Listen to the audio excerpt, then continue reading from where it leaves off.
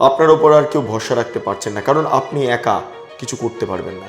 হারাধনের জায়গায় আপনি যদি মমতা বন্দ্যোপাধ্যায়কে রাখেন, তাহলে মমতা বন্দ্যোপাধ্যায়ের 10টি সাংসদ রইল বাকি 9, মমতা বন্দ্যোপাধ্যায়ের 9টি সাংসদ রইল বাকি 8। ঠিক এরকম হয়ে যাচ্ছে পরিস্থিতিটা। সুদীপ বন্দ্যোপাধ্যায় যে তৃণমূল কংগ্রেসে আর থাকছেন না, সেটা আজকে স্পষ্ট হয়ে গেল। বিক্ষুব্ধদের তালিকায় চলে এলেন সুদীপ বন্দ্যোপাধ্যায়। এই সুদীপ বন্দ্যোপাধ্যায়কে একসময় লোকসভার ভেতরে ধাপ্পা দিয়েছিলেন রাজনাথ সিং।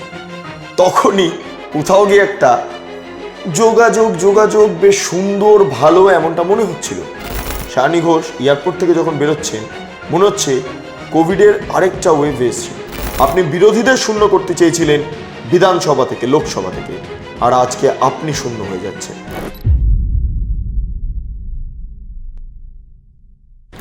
মমতা বন্দ্যোপাধ্যায়, আপনাকে বলছি, দেখতে পাচ্ছেন কেমন তাসের ঘরের মতো ভেঙে যাচ্ছে এক এক করে আপনার সাধের তৃণমূল কংগ্রেস।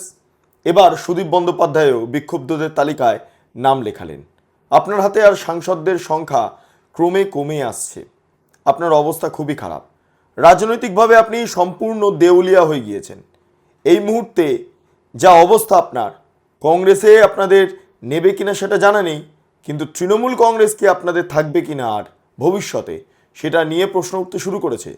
হয়তো আপনার হাতে তৃণমূলের প্রতীকটা বা তৃণমূল নামটা বা তৃণমূলের ব্যাংক ব্যালেন্সটাই থাকবে না। এই অবস্থা আপনারা জানেন। আর প্রত্যেক দর্শককে একটাই কথা বলবো, যে এই মুহূর্তে বিক্ষুব্ধ সাংসদদের সংখ্যা বেড়ে যাচ্ছে, ক্রমে বেড়ে যাচ্ছে। আমি যদি সুদীপ বন্দ্যোপাধ্যায়কে ধরি, আমি সুদীপ বন্দ্যোপাধ্যায়কে দেখতে পাচ্ছি আজকে ঠিক শতাব্দী রায়কে পাশে বসিয়ে দিল্লি এয়ারপোর্ট থেকে গাড়ি রওনা দিল ভূপেন্দ্র যাদবের বাড়ির দিকে, এবং ভূপেন্দ্র যাদবের বাড়িতে গেলেন। শতাব্দী রায় বসে রয়েছেন, ভূপেন্দ্র যাদবের সঙ্গে সুদীপ বন্দ্যোপাধ্যায় মুখোমুখি কথা বলছেন, বিক্ষুব্ধ হওয়ার কাহিনী শোনাচ্ছেন। তারপর আর সোমবারের মধ্যে আমরা যেটা জানতে পাচ্ছি, ও নতুন কিছু দেখতে পারবো, নতুন কিছু। সোমবারের মধ্যে তৃণমূল কংগ্রেস সংসদের অভ্যন্তরে কোন জায়গায় দাঁড়াবে, কি সই জমা দেবে, কি কাগজ জমা দেবে, সেটা নিয়ে আমাদের কাছে নির্দিষ্ট তথ্য উঠে আসবে। তবে সুদীপ বন্দ্যোপাধ্যায় যে তৃণমূল কংগ্রেসে আর থাকছেন না, সেটা আজকে স্পষ্ট হয়ে গেল। বিক্ষুব্ধদের তালিকায় চলে এলেন সুদীপ বন্দ্যোপাধ্যায়। এবং শুধু সুদীপ বন্দ্যোপাধ্যায় নয়, যদি দেখি তার স্ত্রী নয়না বন্দ্যোপাধ্যায় এই মুহূর্তে বিধায়ক, তিনিও পর্যন্ত মমতা বন্দ্যোপাধ্যায়ের সঙ্গে থাকবেন, নাকি তিনিও বিক্ষুব্ধ হয়ে ঋতব্রতর সঙ্গে হাত মেলাবেন, সেই দিকে এবার বাংলার মানুষ তাকিয়ে রয়েছেন। আপনাদের কাছে যে তথ্যগুলো তুলে ধরবো সেটা অত্যন্ত ইম্পর্টেন্ট, কারণ মমতা বন্দ্যোপাধ্যায়ের যে রাজনৈতিক দেউলিয়ার যে পরিস্থিতি তৈরি হয়েছে, সেটাকে তুলে ধরার জন্য একটা ছোট্ট দৃশ্য দেখানো আপনাদের অত্যন্ত জরুরি বোধ করছে আমি। যাই হোক, আপনারা দেখতে থাকুন এই প্রতিবেদন। নমস্কার, আপনারা দেখছেন বেঙ্গল লিবার্টি, আমি বিট্টু রায়চৌধুরী। একটা বিখ্যাত ছড়া রয়েছে, হারাধনের 10টি ছেলে। মনে পড়ছে?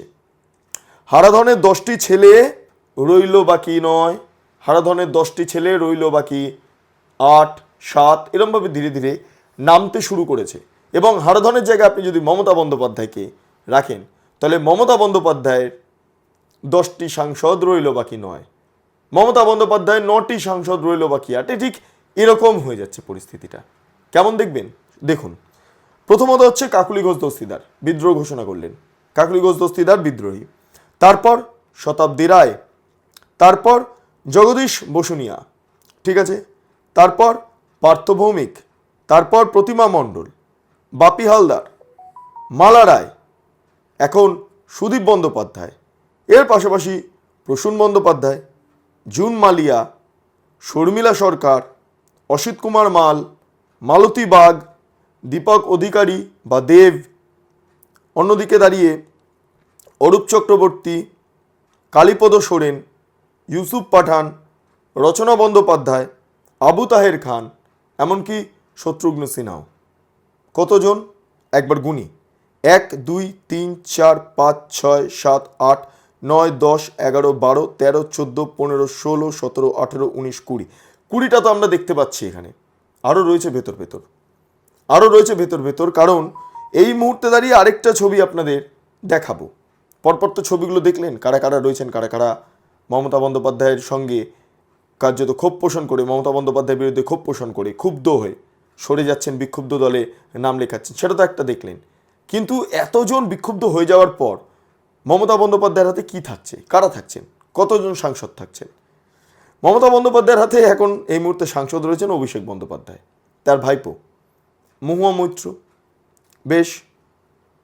সুদীপ বন্দ্যোপাধ্যায় তো এই মুহূর্তে চলে যাচ্ছেন। কল্যাণ বন্দ্যোপাধ্যায় তিনিও কিছুটা বিক্ষুব্ধ হয়েছিলেন, অভিষেক বন্দ্যোপাধ্যায়ের সঙ্গে একটা সমস্যা তৈরি হয়েছিল, কিন্তু আপাতত তাকে কিছুটা মানিয়ে নিয়েছেন মমতা বন্দ্যোপাধ্যায় এবং অভিষেক বন্দ্যোপাধ্যায়। তাই কল্যাণ ব্যানার্জি একটু হালকা ঠিকঠাক হয়েছেন, কিন্তু যে কোনো মুহূর্তে আবার বিদ্রোহ ঘোষণা করতে পারেন, আবার বিক্ষুব্ধ হয়ে যেতে পারেন। যাই হোক, কীর্তি আজাদ আর সৌগত রায় একটু চুপচাপ আছেন, জল মাপছেন, হয়তো তিনিও বিক্ষুব্ধদের তালিকায় নাম লেখাতে পারেন। এই গেল লোকসভার অবস্থা। এবার রাজ্যসভায় কারা কারা রয়েছেন? রাজ্যসভায় রয়েছেন সাগরিকা ঘোষ। সাগরিকা ঘোষ আপনারা চেনেন, প্রখ্যাত সাংবাদিকও বটে, এবং তার পাশাপাশি ডেরেক ওব্রায়েন এবং দোলা সেন। অর্থাৎ ডেরেক ওব্রায়েন, দোলা সেন এবং সাগরিকা ঘোষ, এরা তিনজন রাজ্যসভাতে মমতা বন্দ্যোপাধ্যায়ের সঙ্গে রয়েছেন।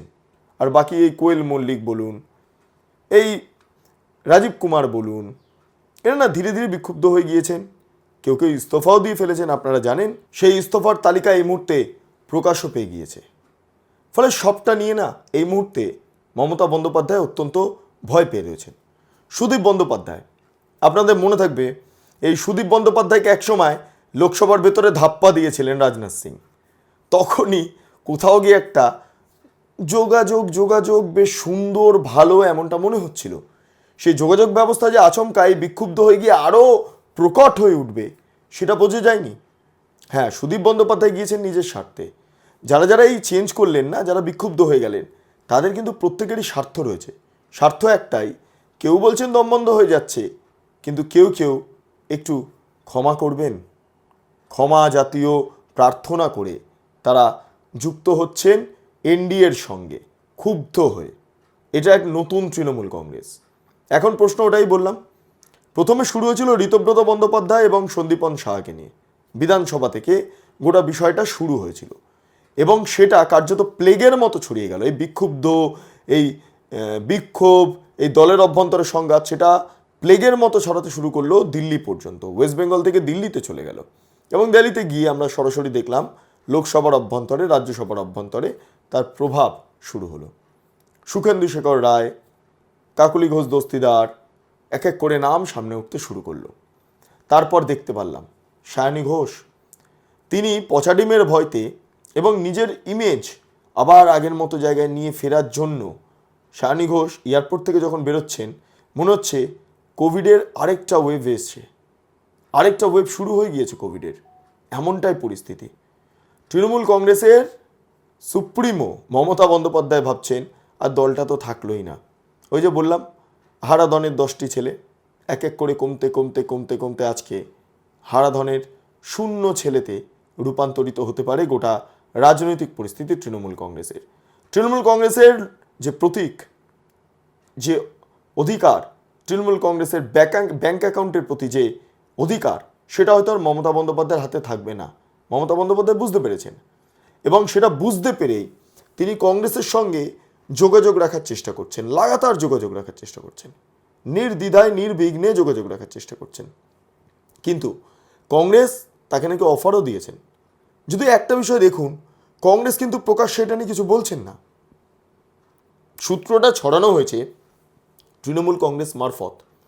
অর্থাৎ মমতা বন্দ্যোপাধ্যায় কেবলমাত্র এ রাজ্যেই নয়, জাতীয় স্তরের রাজনীতিতেও তার প্রভাব কমতে শুরু করলো। তার যে প্রধানমন্ত্রী হওয়ার স্বপ্ন ইন্ডিয়া ব্লকের হয়ে, সেটা আর সম্ভবত হবে না।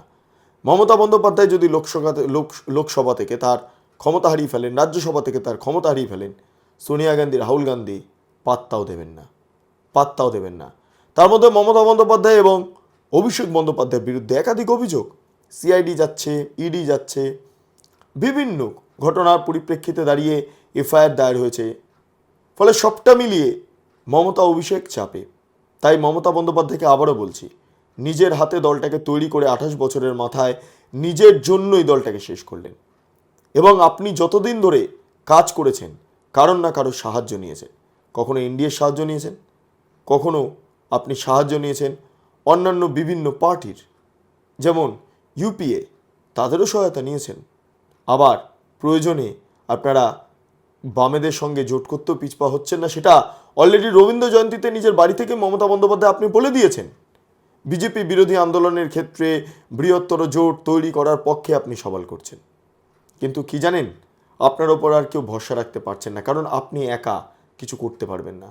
আপনার সঙ্গে যখন কোনো জোট শরিক ছিলেন না 2011 পর থেকে 2026 পর্যন্ত, সেই মুহূর্তে দাঁড়িয়ে আপনি ওয়েস্ট বেঙ্গলে অনেকেরই মদত নিয়েছেন, এবং তারা হলো পুলিশ, গুন্ডা আর প্রশাসন।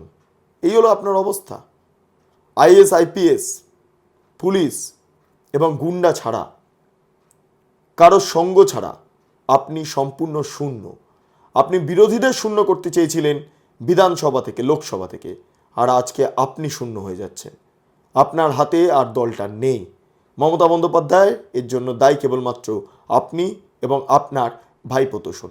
যাই হোক, আপনাদের যা মতামত অবশ্যই আপনারা কমেন্ট সেকশনে জানান। আপনারা এতক্ষণ ধরে দেখছিলেন বেঙ্গল লিবার্টি। চ্যানেলটি অবশ্যই ভালো লাগলে লাইক করুন, সাবস্ক্রাইব করুন, শেয়ার করুন, বেল আইকন ক্লিক করুন www.bengalliberty.com। সেখানে ক্লিক করুন, সমস্ত খবর আপনাদের জন্য সাজানো রয়েছে। পাশাপাশি আরও দুটি YouTube channel, Bengal liberty live এবং বেঙ্গল লিবার্টি নিউজ। সংশ্লিষ্ট দুটি ইউটিউব চ্যানেলেও আপনারা ভিজিট করুন, লাইক করুন, সাবস্ক্রাইব করুন, শেয়ার করুন, বেল আইকন ক্লিক করুন। স্বাধীন, কাঁচিহীন এবং গেরিলা সাংবাদিকতার পাশে দাঁড়ান। অসংখ্য ধন্যবাদ।